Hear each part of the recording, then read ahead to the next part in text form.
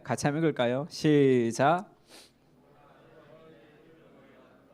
네, 우리 새해 인사를 한번 할까요? 행복한 하나님의 기쁨을 나눕시다. 그렇게 한번 인사 좀 할까요?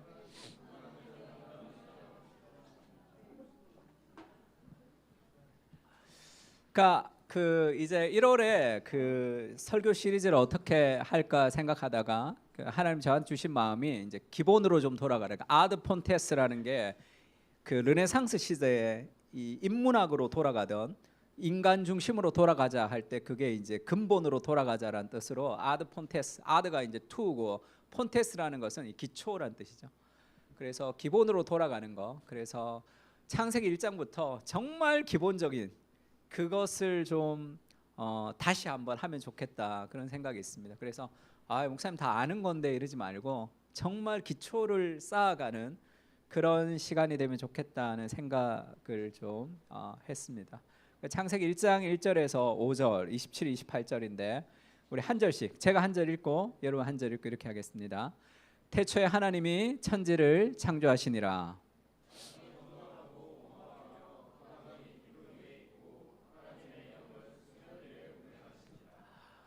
하나님이 이르시되 빛이 있으라 하시니 빛이 있었고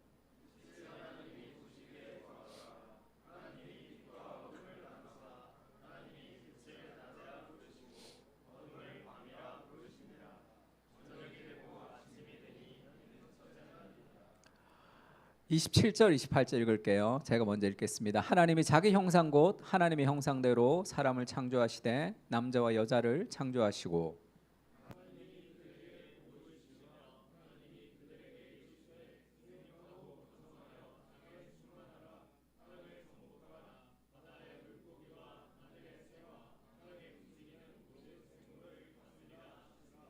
아멘. 그래서 이 아드 폰테스 하면 이제 기본으로 돌아가라. 그래서 르네상스를 그렇게 시작했어요. 그러니까 르네상스가 이 종교적으로 보면 이렇게 꼭 좋은 것만 아니에요. 그냥 인간 중심으로 돌아가서 이제 하나님보다 더 인간 중심으로 돌아갔던 부정적인 면도 있지만 인간의 근원으로 돌아갔던 긍정적인 면도 있습니다. 그리고 이 아드 폰테스라는 인간 근원으로 돌아가자는 그 메시지가 종교 개혁에도 굉장히 영향을 많이 줬습니다. 그래서 기본으로 돌아가는 것인데 이 페트라르카라는 사람이 있어요. 프란체스코 페트라르카라는 사람이 있는데 이 사람으로부터 이 르네상스 인문이 시작되었다. 이제 그렇게 이야기를 하기도 합니다. 그러니까 원래 이제 페트라르카가 있기 전에 사람들은 등산을 할 때 우리는 지금 등산할 때 건강을 위해서 또 산이 좋아서 등산을 하죠. 그 당시에 사람들은 산이 좋아서 등산하는 사람은 없었어요. 등산은 나무를 하러 갔습니다. 그러니까 일을 하는 곳이지 산은 그냥 산을 누리기 위해서 가는 것은 없었어요. 그래서 페트라르카를 첫 번째 등산가다, 산악인이다 이렇게도 표현합니다. 그러니까 페트라르카가 이제 알프스에 있는 방투산에 올랐습니다. 그래서 이 사람이 쓴 책 중에 방투산 등정기라는 책이 있어요. 그래서 그 방투산에서 올라가서 그 자연을 보면서 그 자연 자체를 느끼는 거예요. 그 전에는 그런 일이 없었습니다. 나무하러 갔던 사람들밖에 없었어요. 그 자연을 보니까 그 자연의 아름다움을 깊이 느꼈단 말이에요. 근데 이 사람이 이제 그 가방에 책을 하나 가지고 갔는데 그 책을 이렇게 그 산이 좋으니까 책을 펼쳤습니다. 책이 아구스티누스의 고백록을 가지고 간 거예요. 그 고백록의 한 대목을 그 사람이 읽었는데 이런 대목이 나왔어요. 사람들은 여행을 하는 중에 높은 산이나 엄청난 파도가 넘실대는 바다나 아주 큰 강의 넓은 평야를 굽이굽이 흐르는 모습이나 대양의 조류나 별들의 운행하는 광경을 보고는 경탄을 금하지 못하면서도 정작 자기 자신을 까맣게 잊고 지내는 경우가 많습니다라는 고백록 10장에 나오는 대목을 거기서 딱 읽는데 이게 자기 같은 거야. 왜냐하면 그 대자연을 보고 와 너무 좋다 이러면서 책을 딱 펼쳤는데 사람들이 자연을 경탄하면서도 정작 자기 자신을 까맣게 잊고 지내는 경우가 많습니다라는 이 고백록의 문장을 보면서 삶이 무너진 것 같은 거죠. 그러면서 그가 내 밖 그리고 자연을 돌아봐야 되는 것이 아니라 인간의 내면을 돌아봐야 되겠구나 했던 것이 르네상스의 시작이었다 이렇게 얘기합니다. 그러니까 자기 자신을 돌아보는 거죠. 이것이 종교개혁에 어떤 영향을 끼쳤냐 하면 인간으로 돌아가라. 그래서 인문학이 발달했습니다. 인문학. 그것을 이 종교개혁에서도 근본으로 돌아가자 그래서 원문으로 돌아가는 거예요. 그 당시에는 이 카톨릭이 대세였기 때문에 라틴어 번역을 거의 신조처럼 여겼습니다. 그러니까 라틴어를 일반 성도들은 라틴어를 몰라요. 신부들만 사제들만 라틴어를 알았습니다. 그러니까 라틴어로 설교하고 라틴어로 성경을 읽으면 일반 사람들은 무슨 말인지 모르지만 거룩하다 생각했던 거예요. 그런 라틴어 성경이 있었는데 이 루터나 이 켈빈 같은 종교개혁자들이 원문으로 돌아가자 그래서 라틴어보다 더 원문, 히브리어, 헬라어로 성경 원문 읽기 시작한 거예요. 그러고 보니까 카톨릭에서 설교했던 많은 설교가 잘못됐다는 걸 깨달았습니다. 그래서 종교개혁이 일어난 거죠. 그러니까 근본으로 돌아가는 것을 통해서. 그래서 이 루터가 제일 도전을 받았던 일들이 있다면 이 창세기 3장 15절이죠. 같이 한번 읽을까요? 시작.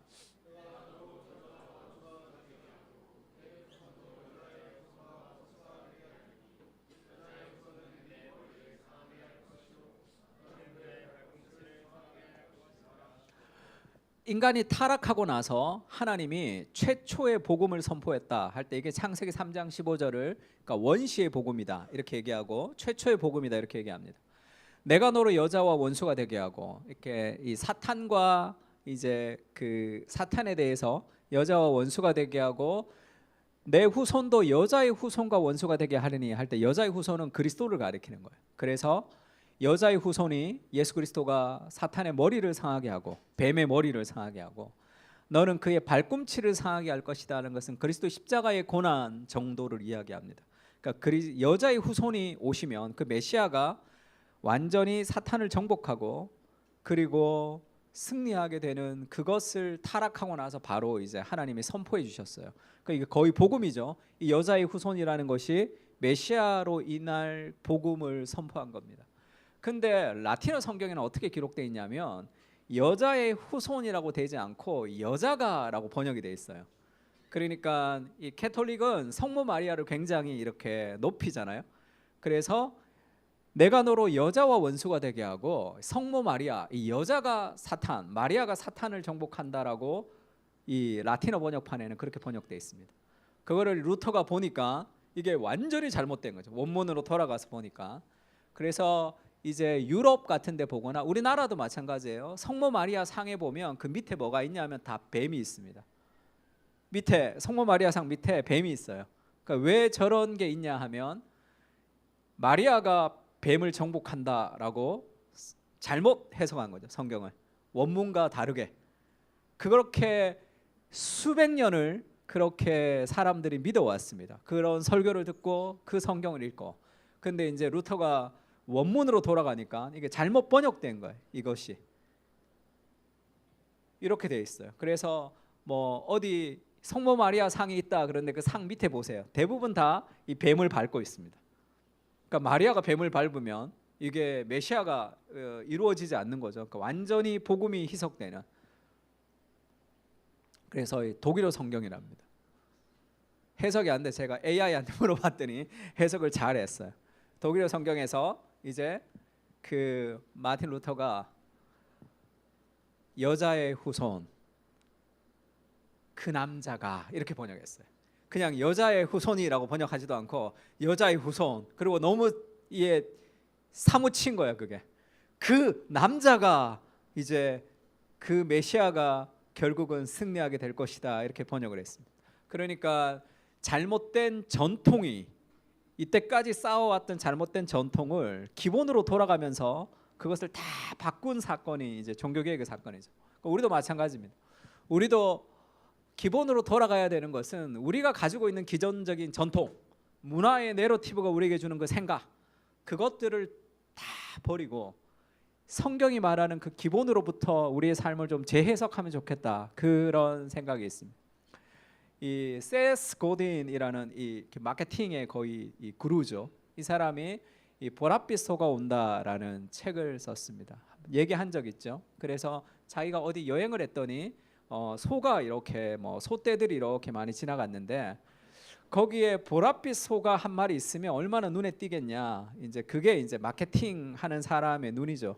그러면서 이제 많은 상품 중에 특별하고 독창적인 상품들을 만들어야지 그것이 잘 팔린다. 이게 이제 보랏빛 소가 온다의 어떤 그 이제 핵심입니다. 그러니까 뭔가 독창적이 되어야 되고 뭔가 열심히 살아야 되고, 우리 다음 주에도 설교하겠지만 안식하지 않고 7일 동안 일을 하고 그 다음 날 또 일하는 게 훨씬 더 능률이 있다고 생각하죠. 그러나 안식하지 않으면 삶은 능률이 없습니다. 그건 우리 생각이죠.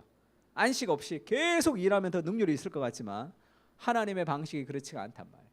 그래서 뭔가 독창적이 되려고 노력하는 거, 뭔가 새로워지려고 노력하는 거, 그것이 오늘의 문화라면 C.S. 루이스가 이렇게 얘기했죠. 문학이나 예술에서도 독창적이 되려고 애쓰는 사람은 결코 독창적이 되지 않습니다. 이와 반대로 진리를 말하고자 노력한다면 얼마나 자주 그 진리가 이미 말하여졌는지 조금도 신경 쓰지 않고 그냥 단지 진리를 말하고자 노력만 하면 10중 8구는 전혀 알지 못하는 사이에 독창적이 된다는 거예요. 그러니까 뭔가 내가 생각했던 삶의 방식을 따라 열심히 살아가면 될 것 같지만 그런 것이 아니라 진리를 따라 순종하면 자연스럽게 삶에서 어떤 독창성이 나타나는 그런 모습들이 있는 거죠. 그래서 가장 기본적인 건 말씀으로 돌아가는 거예요. 가장 기본. 그래서 하나님의 말씀을 통해서 이 통섭이라고 그러죠. 세상과 인간과 하나님에 대해서 우리가 하나님의 말씀을 기초로 볼 수 있는 눈들이 좀 생겨가면 좋을 것 같습니다. 그래서 종교개혁자들이 솔라, 5가지 솔라를 얘기했어요. 솔라 피데 하면 오직 믿음이다.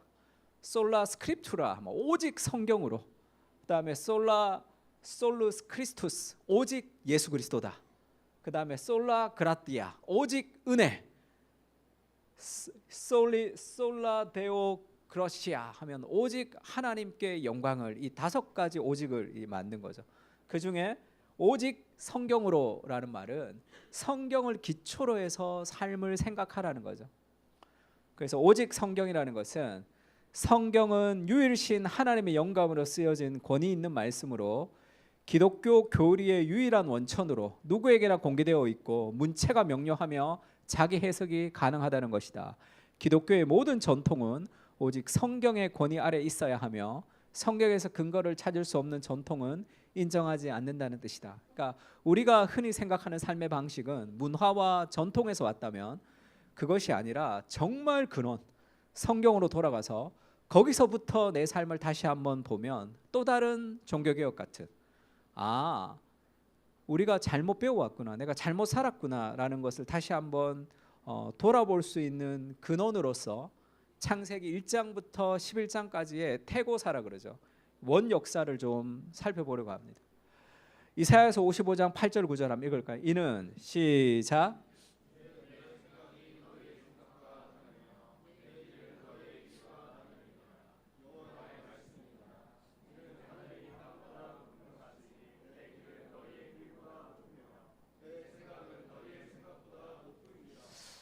아멘.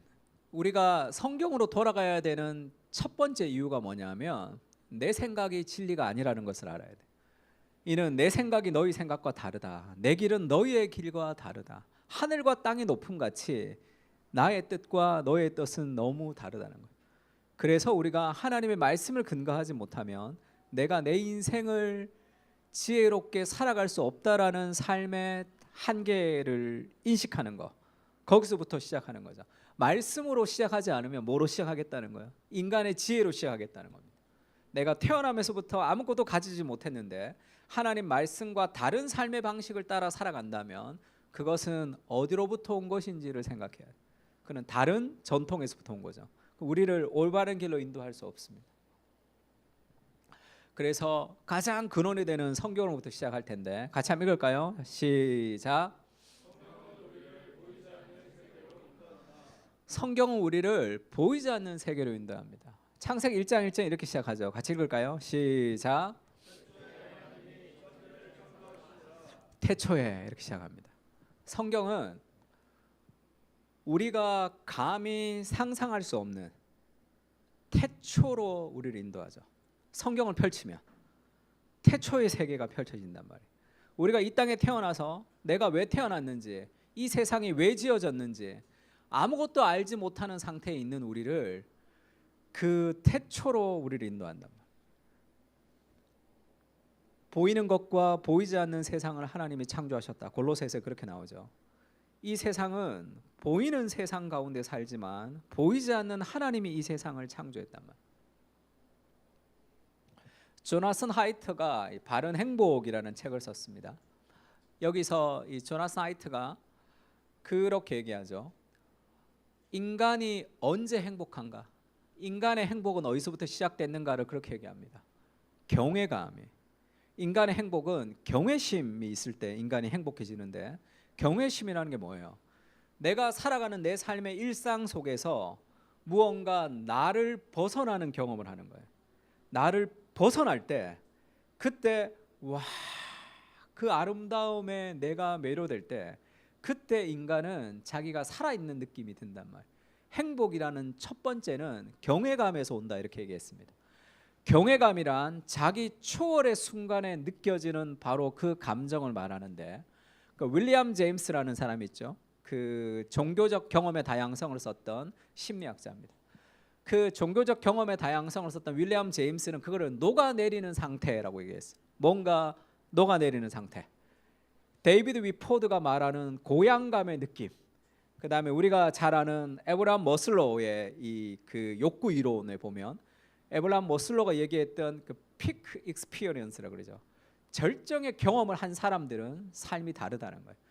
뭔가 다른 삶을 살아가는 사람은 어떤 다른 경험, 그것을 통해서 삶의 새로운 마음을 가진다 이렇게 얘기했습니다. 그것은 보통 일상과는 다른 예사롭지 않은 자기 초월의 순간들이 있다는 거예요. 그래서 우리가 성경을 통해서 하나님을 경험한다고 할 때 그것은 나를 벗어나는 경험입니다. 경외의 경험, 초월의 경험이에요. 그렇지 않으면 어떻게 살아가느냐 하면 내가 살아가는 보이는 세상 속에서 일상을 살아갑니다. 그냥 이게 전부예요. 내가 먹는 거, 내가 마시는 거, 내가 어떻게 잘 살아가느냐는 보이는 세상에 관심을 기울이면서 살아가는 거죠. 그러면 일상이 지루해져요. 뭔가 새로운 것을 자꾸 찾게 됩니다. 성경은 보이는 세상이 전부가 아니야. 성경을 펼치면 보이지 않는 세상이 여기에 존재한다. 그러니까 눈을 열어주는 거죠. 보이는 세상 속에서 보이지 않는 세상이 있다는 것을 우리에게 눈 띄워준단 말이에요. 경외의 경험이죠. 이종태 목사님이, 교수님이 경이라는 세계에서도 그렇게 얘기했습니다. 막스 베버, 자본주의 사회와 프로테스탄티즘을 썼던 이 막스 베버가 이 근현대를 탈주술화된 세계 이렇게 얘기했어요. 탈주술화된 세계라는 것은 이제 계몽주의가 들어와서 이제 계몽된 세계라는 거죠. 그 르네상스 시대 좋은 면도 있죠.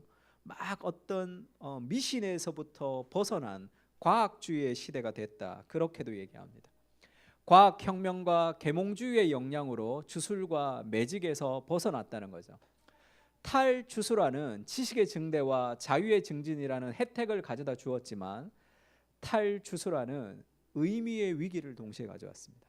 과학시대, 그리고 계몽의 시대, 과학적으로 증명 가능한 것들로 우리가 계몽된 시대는 이제 미신으로부터는 탈출했는데 인생의 의미를 사라져버려요. 왜?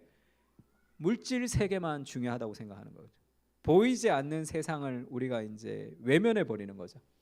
그래서 의미가 상실돼 버려요. 더 이상 현대인은 의미가 내재된 세계에 살지 않습니다.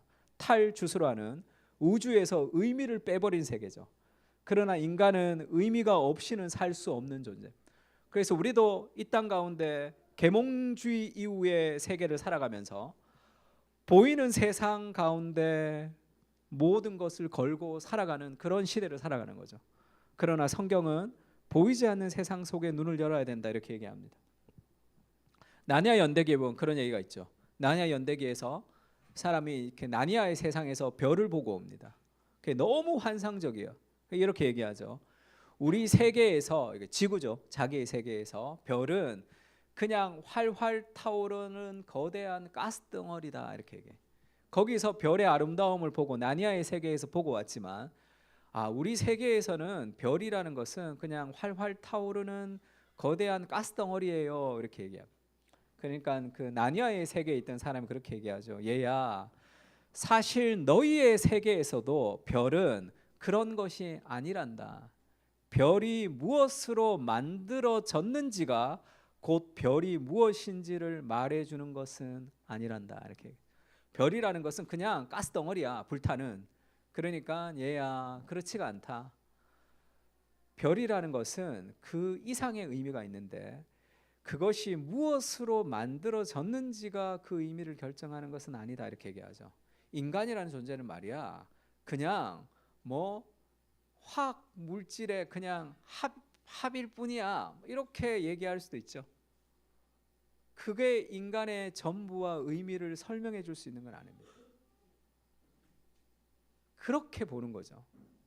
아주 건조한 의미를 다 빼버리고 현실의 물질을 중심으로 살아가는 세상 속에 살기 때문에 성경이라는 것은 우리와 좀 동떨어지는 거죠. 오늘의 내 삶의 현실에 어떤 이득을 주지 못한단 말이에요. 그래서 설교도 마찬가지죠. 오늘의 내 삶에 어떤 유익을 줘야지 되는 거죠. 스트레스를 극복하는 법, 성경적인 1, 2, 3 잘 되는 나. 그러면 그것이 오늘의 내 삶에 유익을 주는 메시지가 될 때만 성경이 유익하다고 생각하는 것은 완전히 주객이 전도된 거죠. 하나님 말씀을 통해서 지금 내가 관심을 갖고 있는 이 세계를 넘어서 성경은 우리의 진정한 의미를 여기에 공급해 주고 있는 거죠. 보이지 않는 세상을 보여주면서. 그래서 믿음이라는 것은 보이지 않는 현실이다 이렇게도 얘기했습니다. 같이 한번 읽어볼까요? 믿음은 시작.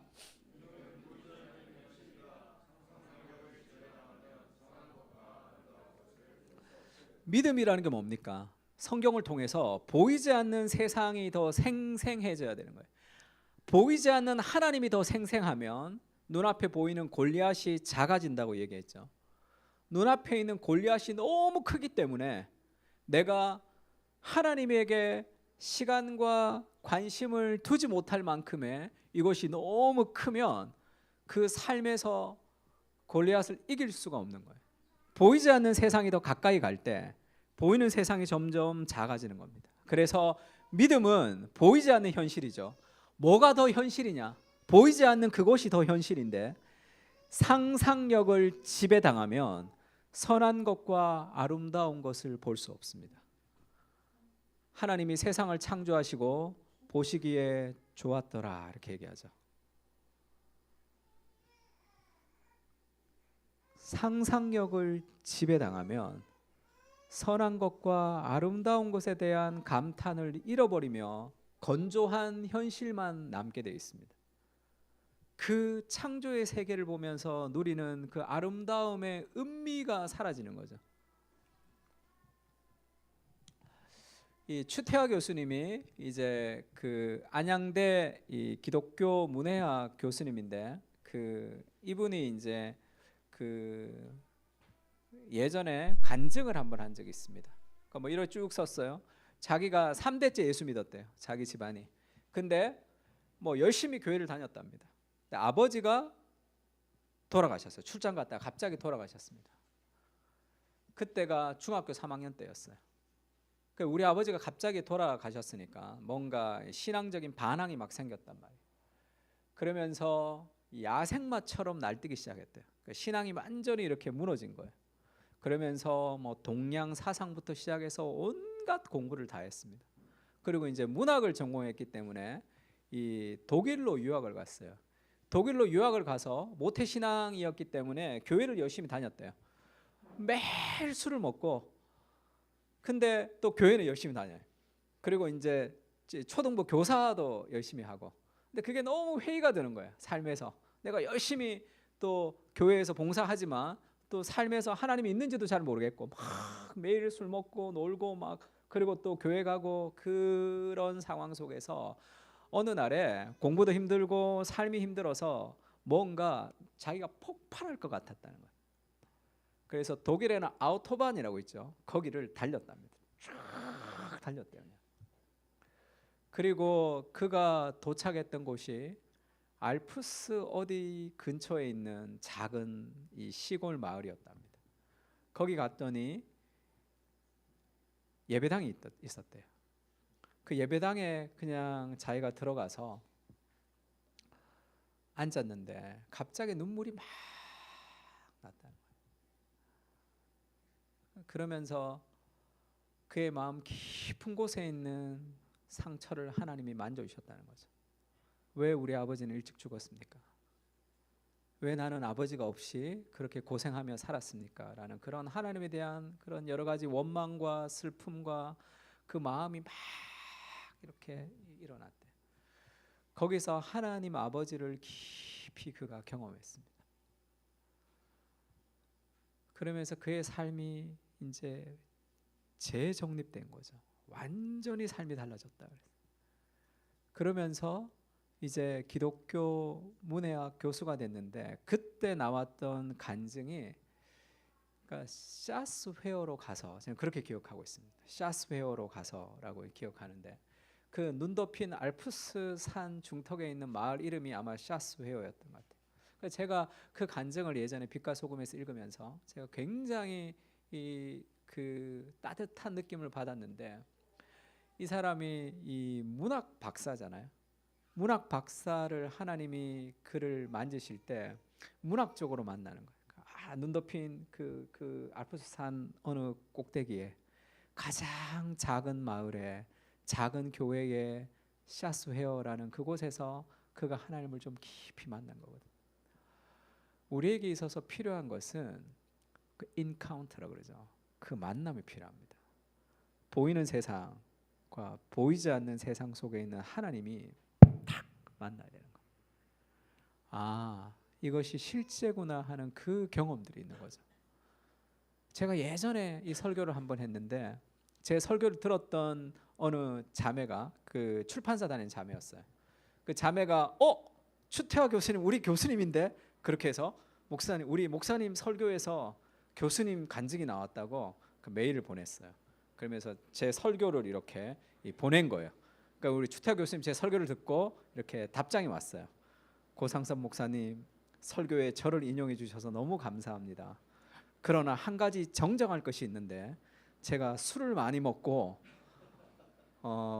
아우토반을 달린 것은 사실이지만 같은 날은 아닙니다. 음주운전은 아닙니다. 이렇게 이제 왔어요. 그러니까 정정합니다. 술 먹고 달린 건 아니에요. 술을 계속 많이 먹었고 그날은 멀쩡한 정신으로 이제 아우토반을 달렸어요. 그런 만남이 필요한 거죠. 뭐 하나님이 위대하시고 하나님이 크시고 그것이 무슨 상관이에요? 그것이 내가 지금 갖고 있는 내 삶의 아픔과 슬픔과 무슨 상관이 있냐면 그 만남이죠. 그것이 성경을 통해서 우리가 추구해야 되는 거죠. 이 조나단 에드워드가 그런 얘기했습니다. 벌꿀이 달콤하다고 아는 두 가지 방법이 있다는 거예요. 꿀이 달콤하다는 거. 첫 번째는 이성적 사고를 통해서 파악하는 거죠. 두 번째는 먹어보는 거죠. 먹어보고 꿀이 어떤지를 아는 거예요. 남들의 말을 듣고 믿는 방식으로 꿀이 달다는 것을 알 수 있지만 직접 꿀을 맛을 보고 나면 지성적으로만 아니라 체험적으로 아는 거죠. 하나님이 거룩하시고 은혜로우시다고 생각하는 것과 그 거룩함과 은혜로움이 얼마나 근사하고 멋진지 마음으로 경험하는 것하고는 차이가 있습니다. 그러니까 우리가 하나님의 말씀을 묵상하면서 우리가 추구해야 되는 것은 그 만남이에요. 하나님을 깊이 경험하는 삶의 만남입니다. 제가 20살 때 지방에 처음 베스킨 라빈스가 등장했어요. 베스킨 라빈스 31이 31가지 맛이라. 그때는 31가지가 아니었어요. 근데 31가지가 아니고 뭐 20개 정도밖에 안 됐어요. 그래서 아이스크림 가게를 처음 갔는데 제 친구는 먼저 그 가게를 몇 번 갔던 친구예요. 그러면서 나한테 뭐 먹을래? 너는 뭐 먹는데? 체리 주빌레를 먹는다 그랬습니다. 그거 무슨 맛인데? 그랬더니 온갖 얘기를 다 하더라고요. 뭐 딸기 같은 맛인데 어쩌고 저쩌고 저쩌고. 그러니까 체리냐? 네, 맛이 체리냐? 그러니까 체리는 또 아니래. 그러니까 주빌리 하면 그게 이제 희년을 그 우리가 주빌리라 그러죠. 그래서 그 체리가 기쁘게 하는 거냐? 또 그것도 아니래. 뭐 온갖 얘기를 다 들었는데 결국 먹어보고 알았죠. 먹어보니까 이게 체리 주빌레구나. 뭐 그거 설명해서 어떻게 합니까? 설교를 듣고 어떻게 합니까? 하나님이 위대하시고 하나님이 우리와 함께 하시고. 그럼 체리 주빌레를 설명하는 거와 비슷해요. 체리 마시고 이것이 어떻고 색깔이 빨갛고. 그거는 단지 지식으로 끝나는 거죠. 하나님의 말씀으로 돌아간다는 것은 그 말씀을 경험하는 겁니다. 그 기대감을 가지고 성경 읽어야 돼요. 하나님이 나를 만나 주시기를. 매일의 삶 속에서 그 인카운터의 경험을 우리가 해야 되는 거죠. 말씀 가운데. 시편 34편 같이 읽을까요? 너희는 시작.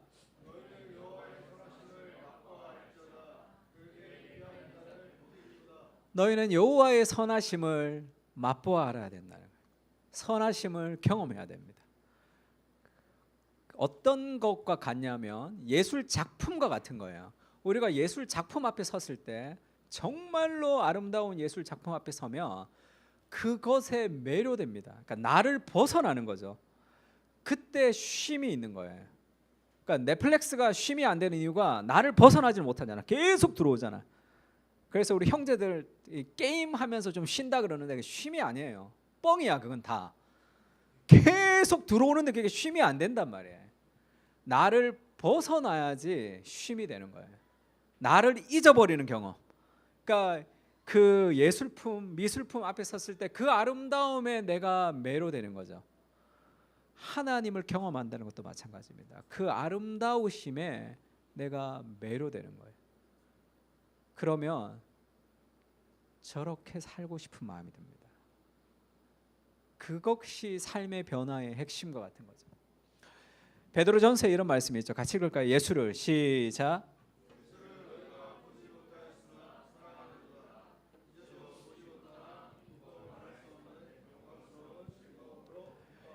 예수를 너희가 보지 못하나 보이지 않죠. 그러나 사랑할 수 있습니다. 지금도 보지 못하지만 믿음을 통해서 말할 수 없는 영광스러운 즐거움으로 기뻐한다. 하나님의 말씀을 통해서 말할 수 없는 영광스러움으로 기뻐하는 것인지 무엇인지를 알고 싶어야 돼. 하나님 말씀을 읽으면서 말할 수 없는 영광스러운 기쁨이 무엇인지를 경험할 수 있도록 좀 도와주십시오. 그러고 말씀을 읽으면 그 말씀이 살아서 내 영혼 깊은 곳에 이렇게 꽂힐 때가 있습니다.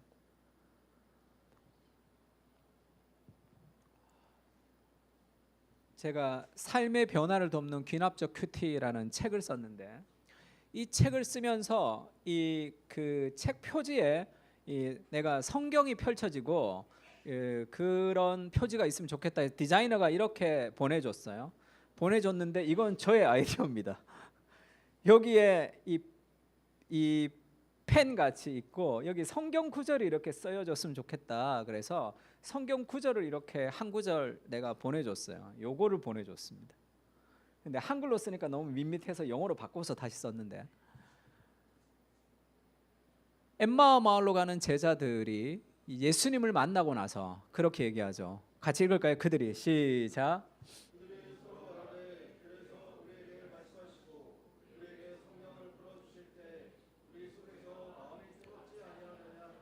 우리에게 성경을 풀어주실 때에 우리 속에서 마음이 뜨겁지 아니하더냐. 이 경험이 필요한 거죠. 성경을 읽으면서 마음이 뜨거워지는 그 보이지 않는 하나님을 이 세상 가운데 만나는 경험이죠. 제가 이 구절을 왜 그렇게 좋아하냐면 제가 교회를 다녔는데 어느 날 그런 생각이 들었어요. 내가 교회를 다니면서도 성경을 너무 모르는 거 아닌가 그런 생각이 들었습니다. 교회를 가는 주일 아침이었어요. 성경을 내가 너무 모른다 이런 생각이 좀 들어서 성경을 좀 읽고 싶다라는 생각이 좀 들었는데, 그때 내비게이터 출신의 우리 고등학교 선생님이 계셨습니다. 그러니까 그분이 이제 선교단체에서 전도도 많이 하고 성경 공부도 많이 하고 그랬으니까 이제 고등학교 1학년 분반 선생님이었어요. 우리는 고3이었고 저는. 그러니까 저한테 와서 아이고 이 시대에 뭐 이 피곤이들 이러면서 잘 지내냐, 뭐 공부는 어떠냐 이렇게 얘기하면서 이제 저랑 소통을 했어요. 그러면서 여러 가지 대화를 매주 그분이랑 식사하면서 조금씩 한 게 저는 굉장히 좋았습니다. 그러다가 이제 성경을 좀 알고 싶다 그러니까 그분이 이제 성경 공부를 추천했는데, 그때 내비게이터 SCL이라고 있어요. 그 성경 공부 교재를 추천을 했는데, 처음 제가 성경 공부를 하니까 뭔 말인지 모르겠어요. 그냥 가로에 그냥 답을 넣는 거잖아요. 그래서 주의 나라는 공평한 나라요, 주님의 홀은 뭐 공평한 홀입니다. 하여튼 그 이제 왕의 홀을 상징하는 히브리서 말씀을 제가 읽었는데, 도무지 무슨 말인지를 몰라가지고 그 선생님한테 한번 전화를 했어요. 그러니까 그렇게 친하지는 않았는데, 그래서 선생님한테 전화해서 선생님 내가 이게 SCA를 푸는데 잘 모르겠습니다. 그러니까 그분이 이제 너무 좋아하는 거예요. 고3짜리 애가 성경을 자기가 스스로 읽고 질문을 하니까. 그러면서 그때 전화를 1시간 정도 통화를 했습니다. 성경에 대해서 막 얘기를 해주고 하니까 그 문제를 막 풀어주니까 그게 굉장히 제가 좀 기분이 좋았어요. 또 이제 쏙쏙 귀에 들어오게 설명하니까 너무 이제 기뻤습니다. 그러다가 뭐 아볼로 얘기도 하고 뭐 이 바울 얘기도 하고 쭉 얘기하다가 저는 이 구절이 있는지도 몰랐어요.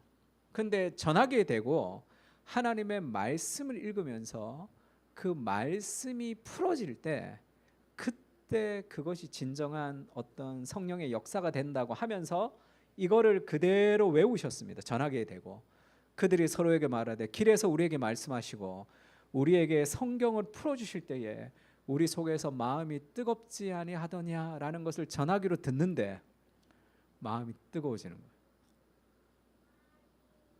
그것을 듣는데 여기가 막 뜨거워지는 거예요. 하나님의 말씀이 풀어지는 것에 대한 그런 경험들이 있었어요. 그게 최초의 경험이에요. 그전에도 성경 읽으면 뭐 잠만 잤어요. 주께서 말씀을 풀어주시면 마음이 뜨거워지는 그 경험들이 우리에게 필요한 거죠. 그게 성경이 우리를 태초로 인도하는 겁니다. 그냥 돌아가는 일상의 삶 속에 성경이라는 것이 플러스 알파가 되는 것이 아니라 그 성경이 우리를 보이지 않는 세상으로 인도하는 거죠. 두 번째 태초에 대해서 좀 말씀 나눌 텐데 같이 한번 읽어볼까요? 행복하신 하나님이, 시작.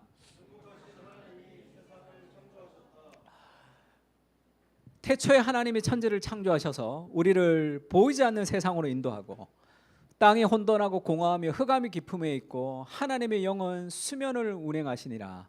하나님이 빛이 있으라 하시니 빛이 있었죠. 땅이 혼돈하고 공허하다는 것은 막 문제가 있다는 뜻이 아니라 질서가 잡히지 않고 형태가 없었는데 하나님께서 형태를 만드시고 질서를 만들었다는 거예요. 하나님의 말씀이 삶의 질서를 만들어줍니다. 그러면서 하나님의 영은 수면 위에 운행하시니라 할 때 이 수면이라는 것은 그냥 막 지금 창조되기 전이니까 물이 있었던 것이 아니죠.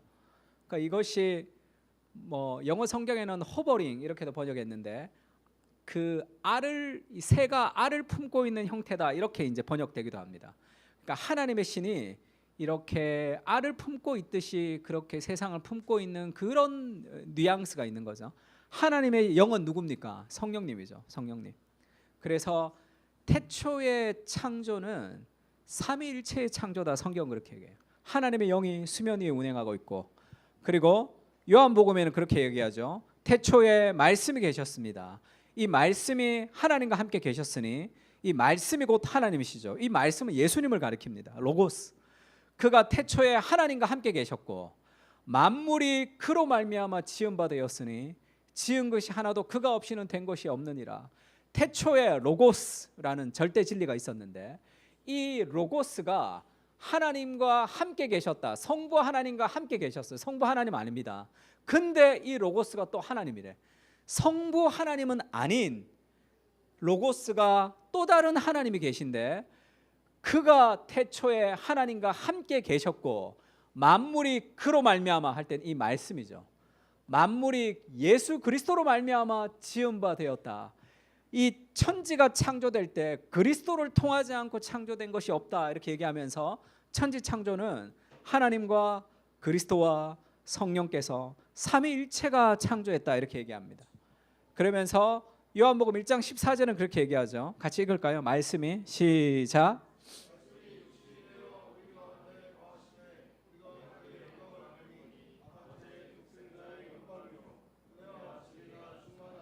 이 말씀이 뭐냐? 인간이 되신, 그래서 우리 가운데 거하신 그리스도죠. 그 그리스도를 통해서 하나님의 영광을 우리에게 보여주셨다. 그래서 태초에는 이미 삼위일체가 있어요. 세상이 창조되기 전에 삼위일체의 연합이 있고 그 연합 통해서 세상이 창조됐다. 성경 그렇게 얘기합니다. 존 파이퍼가 이렇게 얘기하죠. 이 교훈은 내게 맡기신 바 복되신 하나님의 영광의 복음을 따름이라, 이렇게 얘기할 때 이 복되신 하나님의 영광을 존 파이퍼가 다르게 번역을 하자면 행복한 하나님의 영광으로 다시 번역해야 된다, 이렇게 얘기했어요. 그러니까 창조 이전에 삼위일체가 존재했는데 그 삼위일체는 행복한 존재로 관계적 행복을 누리며 존재했다는 것을 기억해야 됩니다. 하나님은 행복하신 분이시라는 걸 알아야 돼요. 신앙의 가장 베이스에는 하나님의 행복이 있어야 됩니다. 우리가 하나님을 행복한 분으로 생각하지 않기 때문에 우리가 믿는 신앙이 별로 행복하지가 않은 거예요. 하나님은 행복으로 가득 찬 존재로 계셨다라는 하나님의 행복을 먼저 기억해야 됩니다. 그래서 하나님은 서로 안에 있는 기쁨으로 행복하신 분이시죠. 그 하나님이 지금 우리 안에 계시기 때문에 우리가 행복해질 수밖에 없다는 거죠. 세상에서 가장 긴 행복 탐구 보고서라는 책이 있습니다. 이런 책 안 봐도 된다 그랬죠. 행복의 조건, 행복의 기원, 세상에서 가장 긴 행복 탐구 보고서 다 읽어도 1등은 뭐예요? 모든 인간을 조사해서 행복의 기원을 밝힌 모든 1등은 다 똑같습니다. 조사 안 해도 똑같아요. 다 관계의 행복이에요. 관계가 행복하면 인간은 다 행복합니다. 돈이 많아도 뭘 잘해도 행복할 수 없어요. 관계가 행복할 때 인간은 행복하죠. 왜 모든 인간은 관계가 행복할 때 행복할까요? 그래서 모든 유행가, 모든 영화, 모든 드라마에서 사랑을 노래하는 이유가 뭡니까? 사랑은 관계적 행복의 절정이죠. 왜 모든 인간은 관계가 행복할 때 가장 행복할까요? 한 인간도 예외 없이 하나님이 삼일체 관계적으로 행복한 하나님이 세상을 창조했기 때문에 모든 인간은 관계적으로 행복할 때 행복하게 되는 거죠. 그래서 아담이 혼자 있는 것이 좋지 못하다. 관계적 행복, 그것이 인간 안에 가장 깊은 갈망입니다. 저는 혼자 있는 게 좋은데요, 그렇게 얘기하는 사람도 있겠죠. 저는 혼자 게임하는 거 뭐 아무리 있어도 괜찮은데요. 그렇게 한 달만 혼자 게임해봐, 좋은가? 그래서 나쁜 짓 하면 감옥 가고, 감옥 가서도 나쁜 짓 하면 뭐해요? 독방에 보내죠. 왜 독방에 보내요? 그러면 사람은 정신병이 걸립니다. 혼자 있으면. 소통하지 못하면, 그것이 왜냐하면 모든 인간은 관계적으로 행복하도록 창조되었기 때문에 그렇죠. 그래서 어떤 인간도 아래서 태어나는 존재가 있는 것이 아니라 가족이라는 공동체 안에서 탄생하는 거죠. 교회도 마찬가지입니다. 공동체라는 연합 안에서 우리가 태어나게 되는 거죠. 그러면서 가장 긴 행복탐구 연구소에서도 이 8장인가 제목이 관계가 행복과 풍요를 결정짓는 이유, 이렇게 해서 막 씁니다. 인생의 행복과 풍요는 관계에서 온단 말이에요. 그러면서 이런 말도 있어요. 다른 사람과 더 많이 연결될수록 사망 위험이 낮아진다는 거예요. 홀로 있으면 사람들은 더 빨리 죽습니다. 여러 가지들이 다 쇠퇴하기도 하죠. 관계적인 행복할 수 있도록 지음받은 이유는 하나님이 관계적으로 행복하신 그 하나님께서 세상을 창조하셨기 때문이죠. 삼위일체의 행복이죠. C.S. 루이스가 이렇게 얘기했습니다. 같이 읽을까요? 기독교의 하나님은, 시작.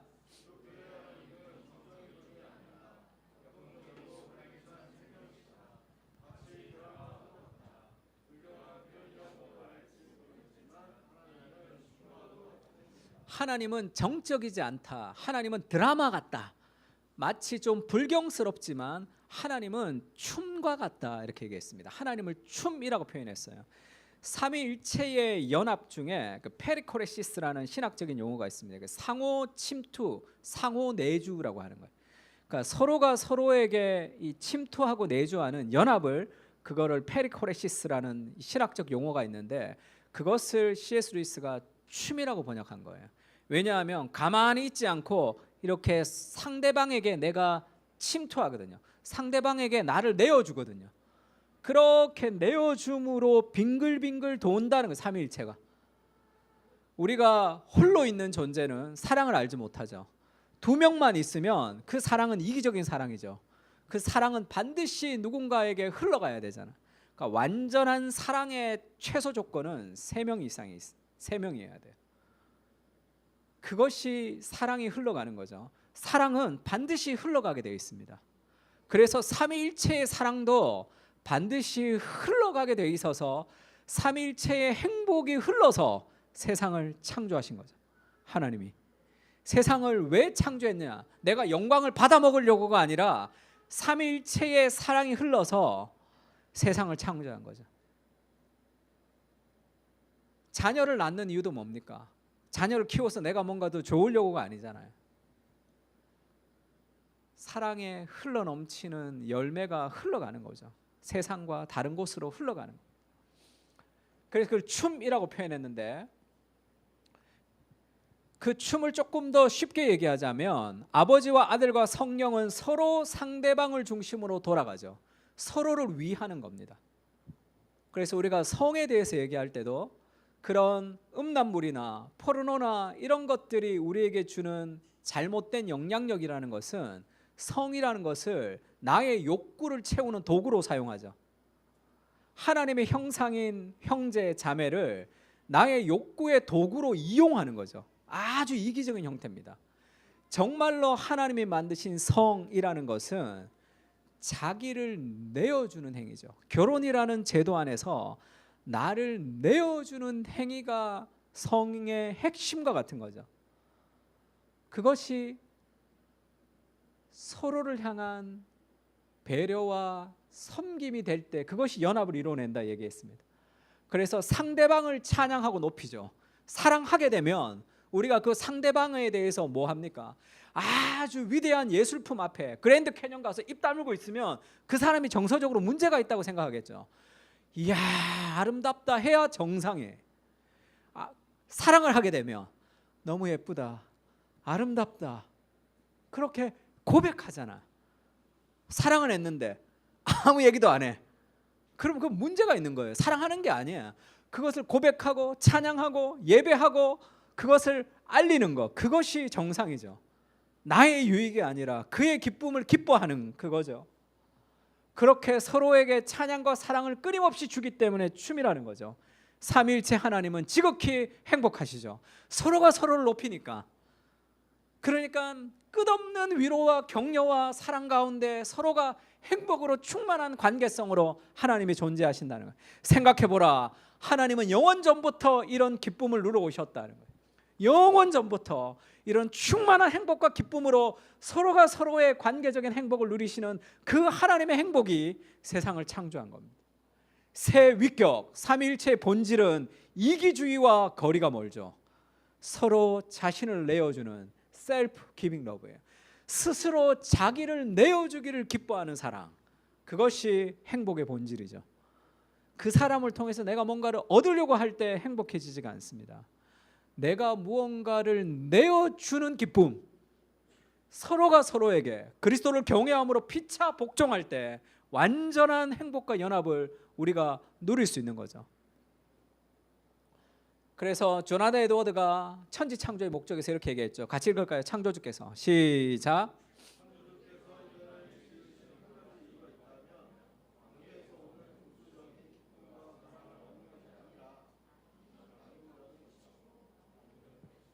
하나님이 세상을 창조하고 인간을 만드신 이유는 인간으로부터 시작해야 되는 것이 아니라 행복하신 하나님의 관계성에서 시작하는 거예요. 그 사랑과 그 행복에 충만한 사랑은 반드시 나누게 되어 있습니다. 우리가 누군가를 사랑하게 되면 반드시 무언가를 주게 되어 있어요. 시간과 돈과 에너지를 사용하게 되어 있습니다.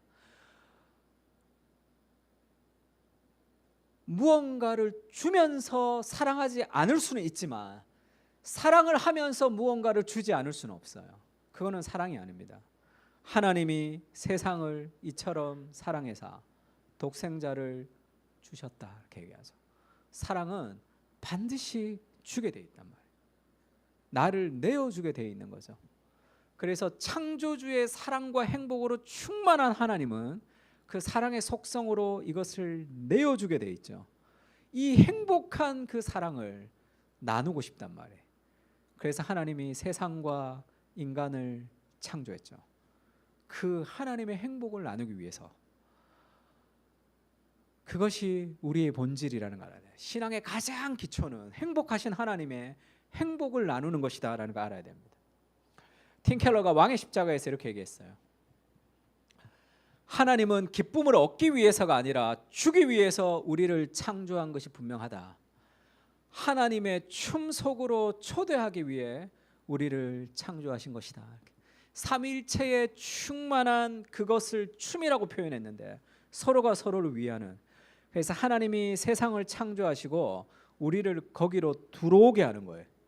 들어와서 그 하나님의 춤 속에서 우리와 함께 나누고 누리기를 원하시는 겁니다. 우리를 마치 하나님이 종으로 만든 것이 아니라, 결혼할 때 성경책에 줄 쳐서 제가 이렇게 선물하죠. 여기다 줄 쳐서 주는데 한번 읽을까요? 아버지여 같이 읽겠습니다. 시작.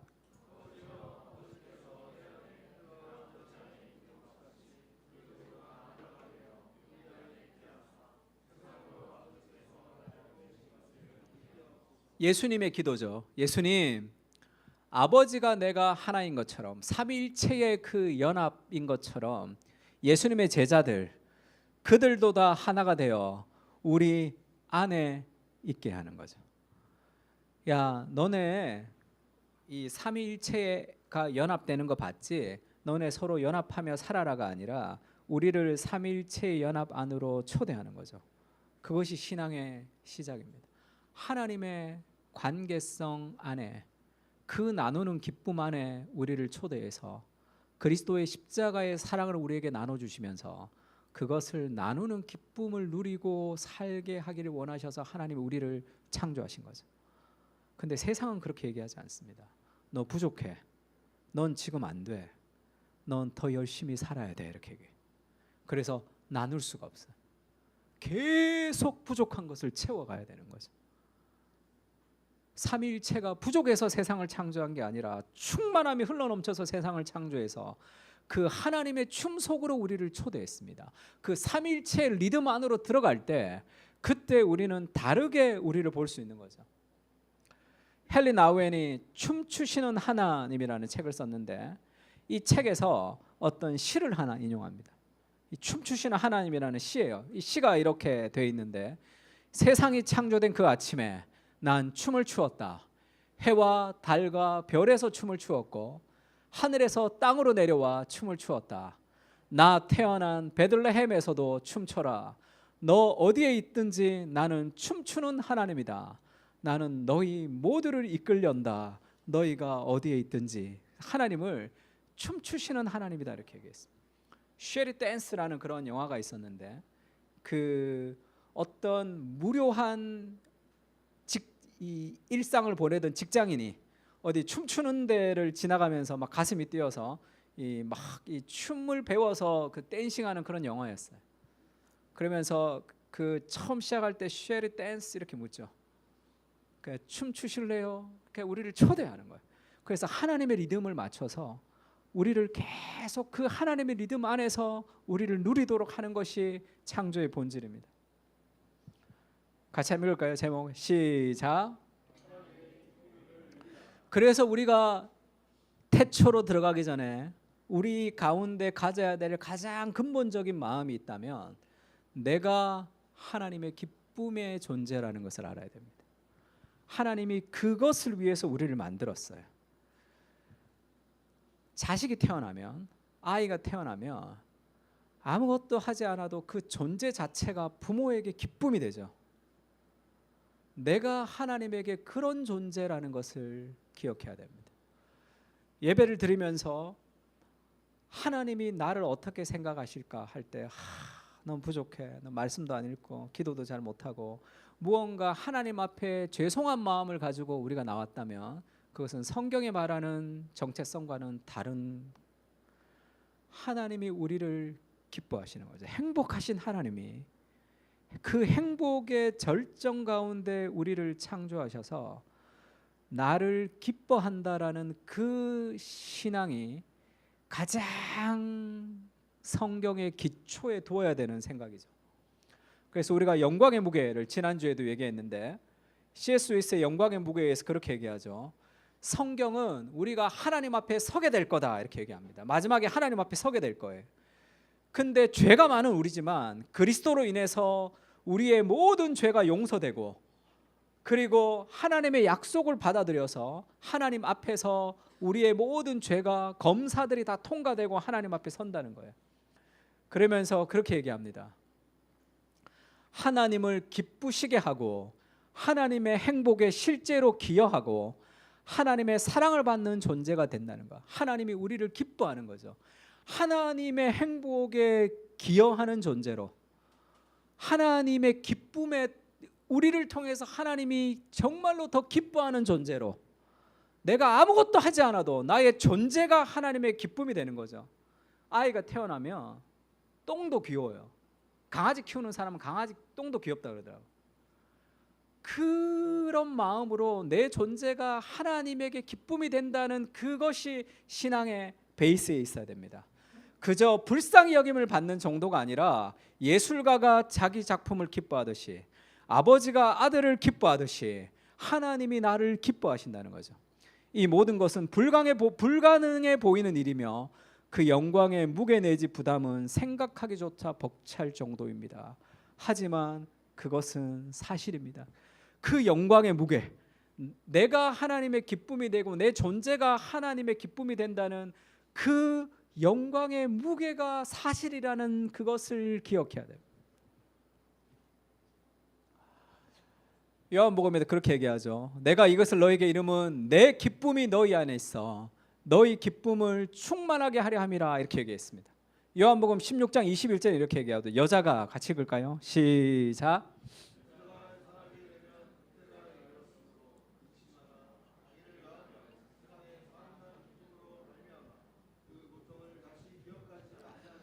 그리스도의 십자가는 고통스러웠지만, 여자가 해산이 고통스럽지만 아이 난 기쁨이 그 고통을 이기듯이 너는 내가 그 고통을 견딜 만큼 더 사랑스러운 존재다. 그리스도 십자가가 우리에게 그렇게 얘기하고 있는 거죠. 예수님이 부활하고 나서 이런 일이 있었습니다. 같이 읽을까요? 도마에게 이르시되 시작.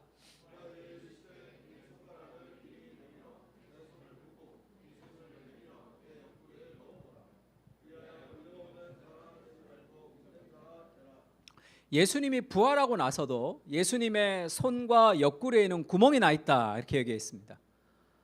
부활의 몸은 완전히 변화된 몸이 돼야 되는데 예수님은 부활하시고도 이 창 찔린 것, 손에 못자국이 난 모습을 그대로 가지고 부활하시는 거죠. 그래서 그거를 좀 넣어보라 이렇게 얘기합니다. 천국에 가면 예수님 어떤 모습일까요? 천국 가서도 예수님은 이 구멍이 난 손과 구멍이 난 옆구리를 가지고 계시는 거죠. 왜냐하면 그것이 우리를 위해 희생하셨던 영광의 상처이기 때문에 그렇습니다. 예수님은 그것을 기뻐하시는 거죠. 너를 위해서 희생한 그것을 기뻐합니다. 마치 그거와 같다 그랬죠. 엄마들이 아이를 낳을 때 제왕절개 하는 사람들이 있어요. 제왕절개 하면 요즘은 그래도 예쁘게 하는데 옛날에 제왕절개를 하면 배가 이렇게 갈라져 있습니다. 그러니까 수술 자국이 크게 남아요. 그래서 이렇게 누워 있으면 아기가 어릴 적에 이렇게 보면 엄마 다쳤다 이렇게 또 얘기하죠. 엄마 이게 뭐냐 이렇게 애들이 묻는단 말이에요. 그때 엄마가 뭐라고 얘기해요? 그것이 내가 너 낳는다고 이렇게 생겨가지고 이놈아 이것이 없어야 된다 그렇게 생각하는 부모가 어디 있습니까? 엄마가 너 낳기 위해서 생긴 상처인데 그 상처는 기쁨과 영광입니다. 부모에게. 그것은 영광스러운 상처죠. 그리스도가 십자가의 구멍은 천국 가서도 그리스도에게도 기쁨이죠.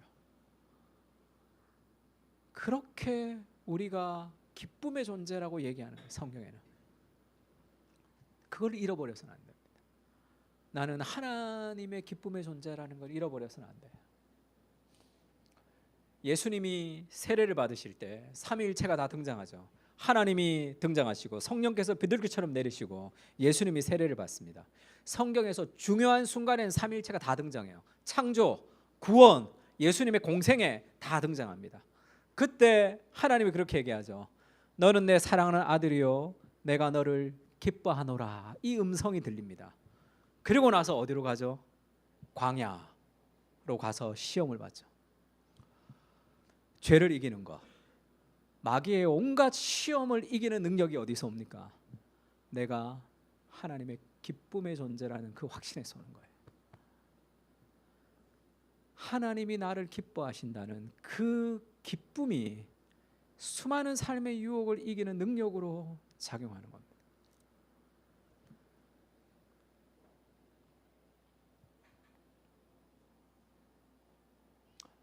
마귀가 그렇게 얘기하죠. 자기를 내어주는 사랑 웃기지 마라.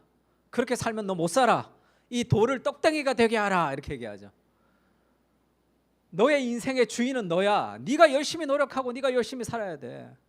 야, 기도할 시간이 어딨냐. 더 열심히 지금 삶을 투자해야지. 너의 인생의 공급자는 너야. 이 돌을 떡덩이로 만들어라. 능력이 있다면 그렇게 해라. 정말 하나님의 아들이라면 네가 이렇게 해라. 이렇게 유혹하죠. 그러나 그리스도는 그 말에 흔들리지 않습니다. 왜죠? 나는 그런 것으로 인정받고 싶은 마음이 아니죠. 그런 것으로 인정되는 존재가 아닙니다. 나는 이미 하나님의 사랑을 받는 하나님의 기쁨의 존재죠. 그리스도의 목숨보다 더 소중한 그 기쁨의 존재라는 그 하나님의 사랑과 그 음성이 너 부족해. 너 잘못됐어. 너는 좋은 엄마가 되지 못할 거야. 너는 인생이 어려워질 거야 라는 그 수많은 결핍의 문제를 이기는 지름길이 된다. 내 마음 그리스도의 집이라는 책이 있습니다. 이 책이 자기의 마음을 집으로 묘사했어요. 그래서 내 거실은 하나님과 뭐 이렇게 교제하는 거, 오락실은 취미생활, 그렇게 자기의 마음을 그리스도로 표현했던 책이 있죠. 그래서 거실은 하나님을 만나는 그 큐티의 시간입니다. 경건의 시간. 그래서 예수님이랑 약속했어요. 예수님 매일 아침 여기서 예수님 만나서 매일 예수님과 만나겠습니다라고 얘기하고 잊어버렸어요. 바빠가지고. 그래서 매일 잊어버리고 왔다 갔다 하다가 어느 날 문이 열려서 문을 열어보니까 예수님 혼자 기다리고 있었던 거예요. 그러면서 어느 날 아침에 중요한 약속 때문에 황급히 계단을 뛰어가던 때를 기억합니다. 거실을 지나치다가 방문이 열려 있어서 보니 예수님이 앉아 계셨어요.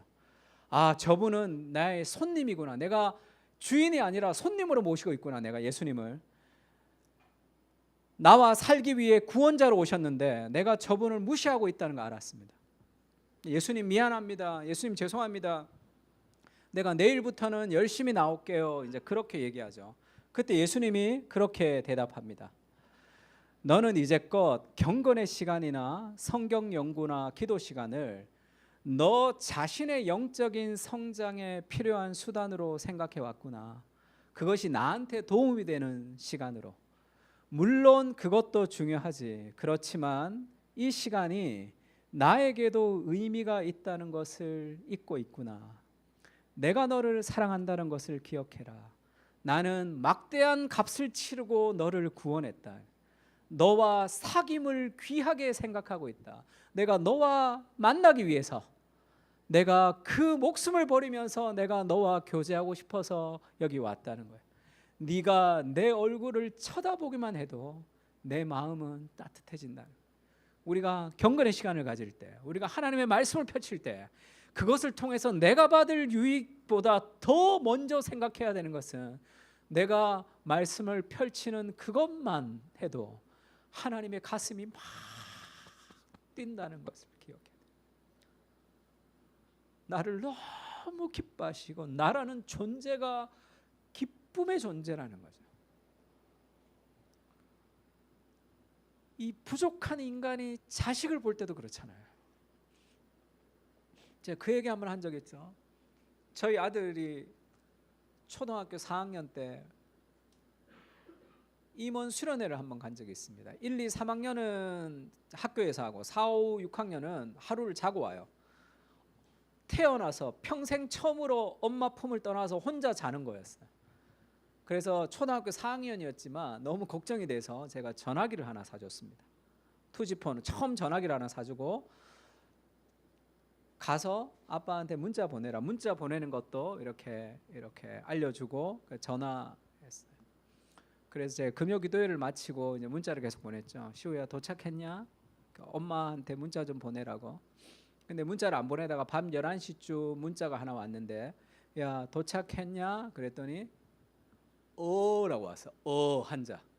예도 아니고 응도 아니고 왜 집에서 야 뭐 했냐? 하니까 라고 이렇게 한자가 딱 왔단 말이에요. 제가 그 문자를 한 4년 정도 가지고 있었습니다. 전화기 바꿀 때까지. 그 문자를 처음 봤는데 폭풍 눈물. 운전하는데 눈물이 막 나더라고. 우리 아들이 나한테 처음 보낸 문자거든요. 태어나서 아빠 소리 들을 때보다 더 감동적이더라고. 우리 아들이 태어나서 평생 처음으로 나한테 문자를 보낸 거 라고 보낸 거야.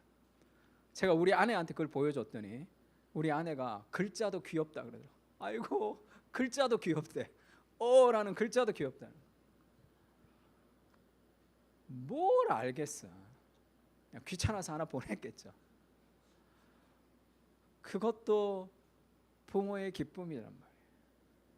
아이가 크면서 처음 아빠 소리 들을 때 그 어마어마한 그 감동이 있는 거죠. 하나님이 나를 그렇게 생각하시는 거예요. 내가 눈을 감을 때 하나님의 가슴이 막